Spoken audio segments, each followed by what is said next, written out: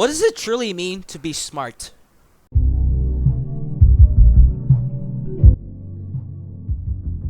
Now, this is a discussion that my friends and I have been having for quite some time now. And we want to uncover what it truly means to be smart. Because there are a lot of people, I think, that try to fake certain smarts.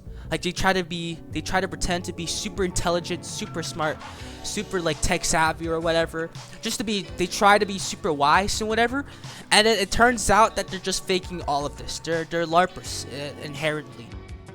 This is something I've just been giving a lot of thought recently, because I feel like everyone is always trying to be smart, and everyone is always trying to justify why they have such a high IQ. And also, I feel like people are abusing the fact that since they claim to be smart, super smart, that they can use that as an actual argument for when they're actually talking with someone, having a genuine conversation with someone. They'll just throw in, "Oh, but I'm smart, so objectively I'm right and you're wrong." And I feel like that's been used in so many arguments.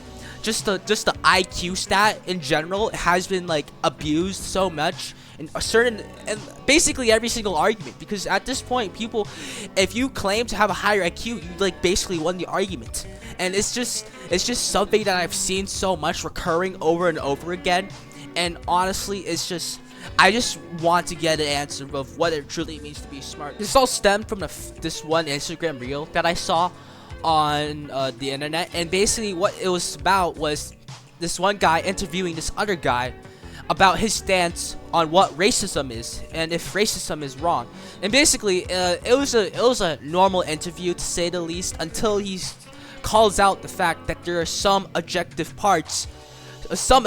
things that are true, like some certain races have lower IQ. And that's the part that kind of tipped me off. The whole argument itself, his old argument, I'm not going to go super deep into. It's its opinion, honestly, and I respect it. But the IQ part really ticked me off, because some people just have a weird representation, a weird perspective on what IQ actually is. And they have this skewed view on IQ, and then whether in an argument or when they're talking with someone, they're gonna use IQ as a way to either gather attention or just to use it deliberately in an argument. So what is IQ? IQ is basically intelligence quotient, and IQ is basically a measure of your intelligence. It's just a number, and really, in general, IQ is just a number. And while IQ is a measure of intelligence, it's not accurate at all. It's not. The correlation between IQ and intelligence is not very strong. There's no strong correlation between these two things. The reason is that IQ changes, alright? IQ isn't some fixed number that everyone has, that everyone is born with. IQ is just a number. It's like a grade. IQ is just a grade. Right? And grades can change, obviously, as you progress through the school system. Your grades are either gonna get better or get worse. The grade fluctuates. So does IQ. Actual intelligence is your raw ability to think critically, and your cognitive abilities and your problem-solving abilities. It's all of those factors that equate to intelligence. IQ is just a temporary result of that intelligence.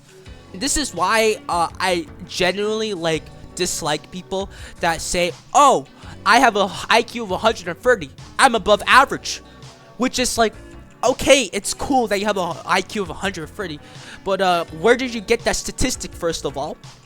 And they probably got a IQ of 130 from a random IQ test they found on the internet. Or they found it on a Roblox game. Those actually exist. IQ test on Roblox. This is why I feel IQ is just so abused, because as I've gone already before, IQ is obviously abused in certain conversations, certain arguments, just certain narratives in general. And also, I just feel IQ is extremely inaccurate, because it doesn't actually measure intelligence. Even because these tests can be perceived through many different ways. All right, it's not always the objective answer. Most of the time, these IQ tests are actually just pictures. and there's just pictures, and you're trying to like predict. It's just pattern recognition. So in reality, there's multiple ways to like recognize patterns. I mean, really, you can basically make up a gibberish and it'd be pattern recognition. That's intelligence. So there's another part that makes up what truly makes someone smart, and it's their emotional quotient. All right, how someone is able to manage their emotions around other people. And this is kind of where it divides. There's like a stern barrier between intelligence and emotional quotient, and because most intelligent people actually like lack social skills. Like, if you ever seen an intelligent person, they will most likely lack a lot of social skills. Sure, they're probably really smart, and they probably have like actual like insane skills when it comes to like critical thinking problems like math or like computer science or physics. But when it comes to like actually talking to people, most likely they lack the actual ability to talk to other people, and that's where the emotion part comes. The ability to instantly get the mood of the conversation between two people, instantly capture the vibe of the conversation, or to instantly capture the vibe of like a certain person when you're talking to them, and that is emotional quotient. What truly makes someone smart is their ability to combine. And I think what truly makes someone smart is their ability to combine intelligence with emotional, like, reasoning. All right, their ability to control their emotions with their intelligence. I think that is what true intelligence is. And when it comes down to what I think true, like, smart people are, and it's very rare. It's very rare that you'll see someone that is both extremely intelligent and super capable of like just talking to people in general. Because talking to people is a very crucial part in society. I mean, humans are social people, all right? We are social creatures. We thrive off of social encounters and social interactions. We are constantly being influenced, right? And to be able to influence a whole generation, a whole society, is one of the most powerful things you can do. It's not just about talking to people. Another part of emotional quotient is discipline, right? Being able to know what the right thing is to do in the right time, right? Discipline is one of the most important things anyone could ever have, right? Discipline is the ability to control your own involuntary actions and to have a true consciousness over every single thing you're about to do, thinking through your whole life, having a schedule and following that schedule, so that you're kind of like a robot, right? But you know what you're trying to do, right? Because at this point, you've just fixated on a goal so much. It's just like muscle memory now at this point. And discipline is so important, and it's so linked to emotional quotient. And I just feel like a lot of smart people, like truly smart people, not truly smart people, as in like really intelligent people, they just lack discipline. Because people that are like actually really intelligent and you're just stuck in their basement, living in their parents' house, just eating Doritos. And the reason they couldn't be super successful at this point is maybe because they don't have any discipline. I don't know. Maybe you like the way you live right now, but I'm talking about the general person. They would probably not be happy if they were in the situation of a fat chud living in their basement. And I think this is the general problem with school systems. And it's that school systems don't actually teach, they don't actually teach you how to be truly smart. They only teach you how to be robots, how to be obedient.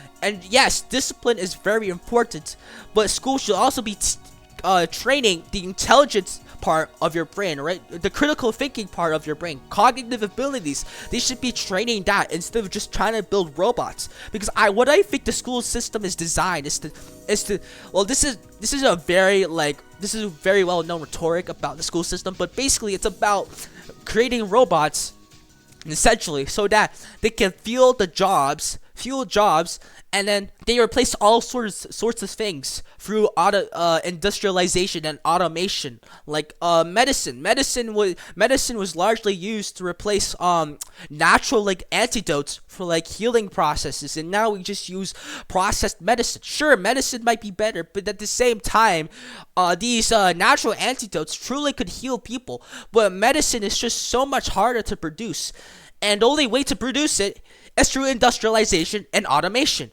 How do you get industrialization and automation? Through obedience. And that is what the school system is designed for, obedience.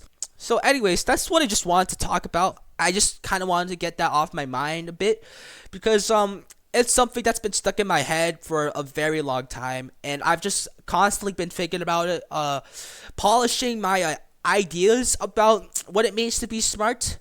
And yeah, that's about it.